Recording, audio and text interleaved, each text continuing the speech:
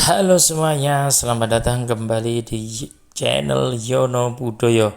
Dan pada video kali ini, saya akan share materi tentang multikulturalisme, pluralisme, etik, dan emik dalam masyarakat.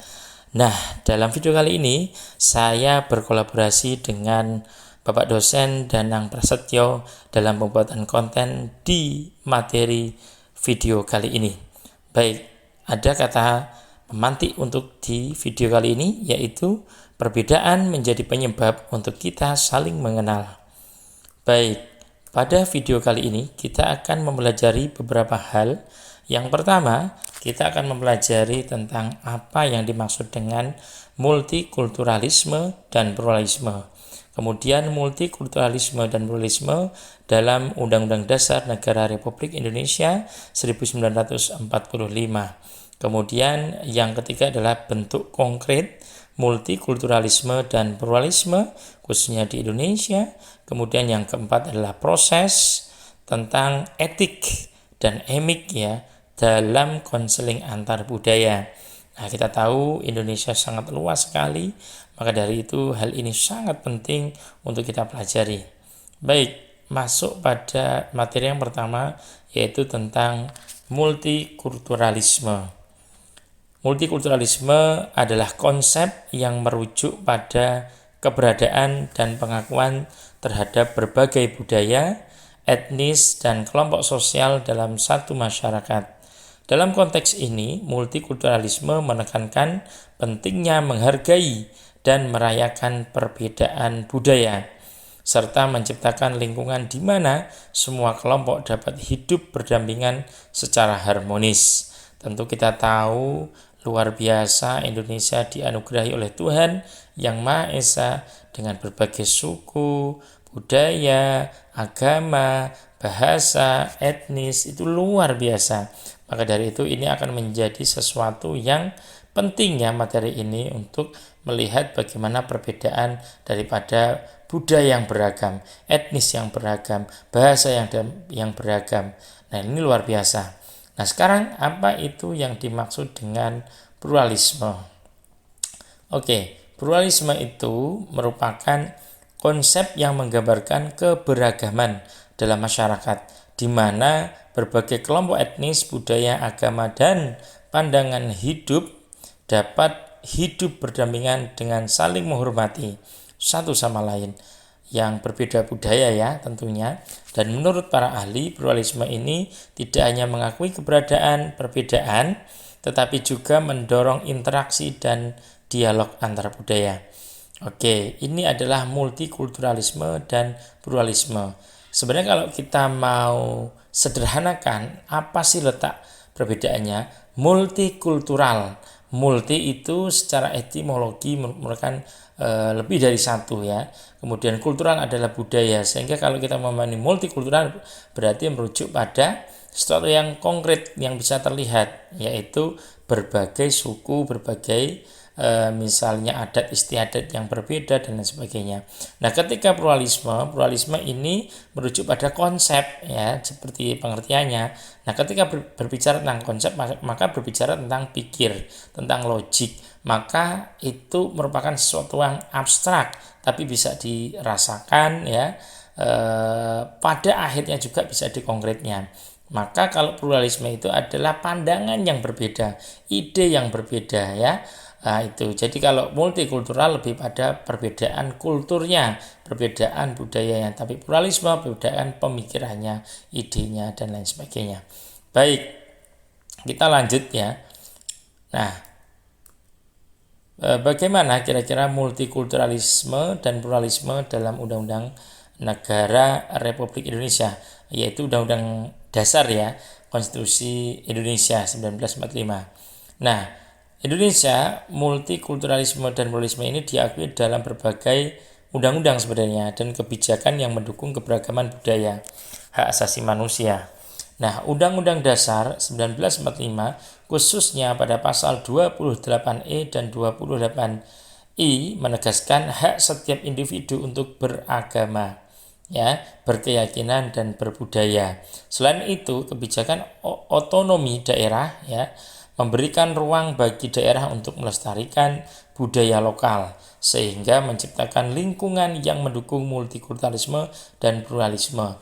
Nah, ketika lingkungan itu mendukung untuk hal itu, keberagaman, tapi tetap dalam persatuan, ya, unity in diversity, maka ini yang disebut sebagai lingkungan yang inklusif, sekolah yang inklusif, institusi pendidikan yang inklusif, yang bisa menerima dari berbagai multikultur maupun pluralisme, begitu.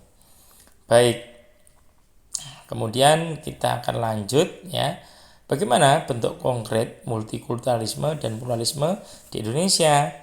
Tercermin dalam keberagaman suku, keberagaman agama, budaya yang ada di seluruh Nusantara atau Indonesia ini, dengan lebih dari 300 ya suku dan berbagai agama ya atau kepercayaan yang dianut di Indonesia. Nah, Indonesia ini merupakan contoh nyata dari masyarakat yang multikultural ya, meskipun terdapat tantangan tentunya, karena keberagaman itu ketika tidak dimanage dengan baik, tidak dimanajemen dengan baik, maka akan menimbulkan kerusakan gitu ya. Dan tantangan ini dalam menjaga tentunya keharmonisan antar budaya, upaya untuk mempromosikan dialog dan saling pengertian terus-menerus ya, yang dilakukan melalui pendidikan, melalui seni, melalui kegiatan sosial yang melibatkan berbagai kelompok. Ini luar biasa. Bahkan tetangga kita yaitu Malaysia pernah belajar bagaimana memanage multikultural di Indonesia, dan tentunya mereka juga belajar tentang ideologi kita yaitu Pancasila. Ini luar biasa. Kalau di sana ya ada 5 rukun negara kan begitu. Nah, ini kan hampir mirip, maka kita boleh simpulkan memang mereka belajar dari kita. Maka kita perlu atau patut bangga dengan berbagai macam suku, budaya, ras, golongan yang berbeda, tapi kita masih bisa memanage tantangannya dan tetap dalam bendera persatuan. Baik, nah bagaimana kiranya ya proses pendekatan etik dan emik dalam konseling lintas budaya ini? Nah, ini penting ya untuk mempelajari di materi sesi kali ini ya. Tentunya kita harus tahu dulu nih apa itu yang dimaksud etik dan nanti pada akhirnya emik dalam konseling lintas budaya. Nah, etik itu sendiri kita akan pelajari bersama adalah cabang filsafat yang berkaitan dengan moralitas ya dan prinsip-prinsip yang mengatur perilaku manusia. Nah, dalam konteks sosial, etik itu ditempatkan yaitu mencakup nilai-nilai dan norma yang menentukan apa yang dianggap baik dan buruk, benar atau salah begitu ya. Baik atau buruk, benar atau salah, lebih pada etik moral gitu ya. Etik ini berperan penting membimbing individu dan kelompok dalam pengambilan keputusan, terutama pada situasi yang melibatkan konflik kepentingan atau dilema moral.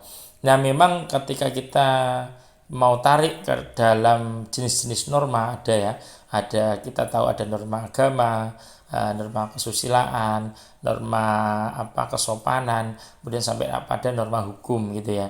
Nah, etik ini lebih sesuai dengan nilai kesusilaan. Bagaimana orang itu memiliki hati nurani, bagaimana nilai-nilai ya tentang baik buruk itu ditentukan dari moral kita, hati kita, perasaan kita, kan seperti itu. Maka dalam konteks politik ini tidak sampai mengatur bagaimana kebijakan yang diambil, tapi proses ya tentang pembuatan kebijakan itu etik bermain di situ, seperti itu ya. Maka kita sebut ketika misalkan ada kebijakan yang tidak sesuai, tetapi itu misalnya sesuai dengan hukum tetapi menciderai kesusilaan yaitu hati misalnya, maka etik berbicara di situ, etis berbicara pada di situ gitu.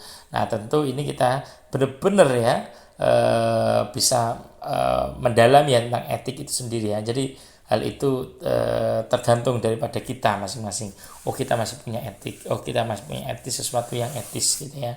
Baik, lanjut lagi sekarang tentang pendekatan etik ya, ethic approach and emic, ethic and emic approach. Pendekatan etik dan emik itu dalam konseling ya. Konseling tentunya bagaimana bisa membimbing gitu ya. Lintas budaya merujuk pada dua perspektif yang berbeda dalam memahami dan menangani masalah klien. Karena di sini itu adalah misalnya ada tantangan di Indonesia kan seperti itu. Baik, nah pendekatan etik ini lebih berfokus pada prinsip-prinsip yang universal tentang baik dan buruk. Misalnya mencuri itu tidak baik, maka itu tidak perlu tentang ideologi yang harus sama.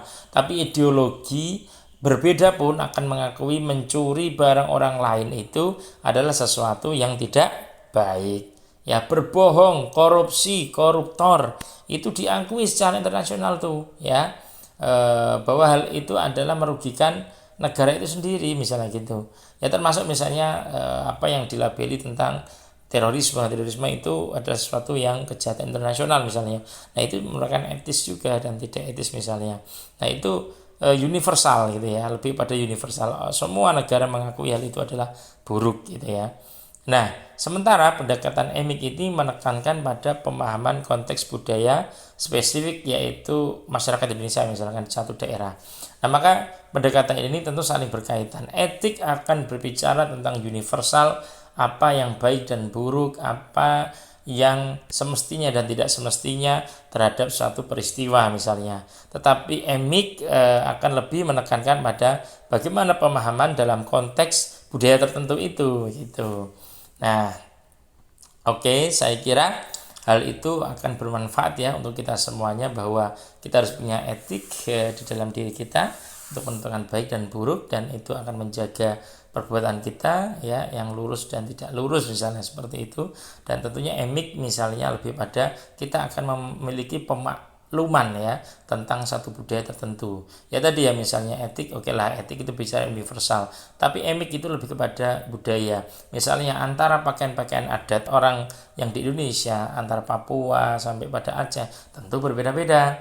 Misalnya di daerah Papua ada yang namanya koteka misalnya.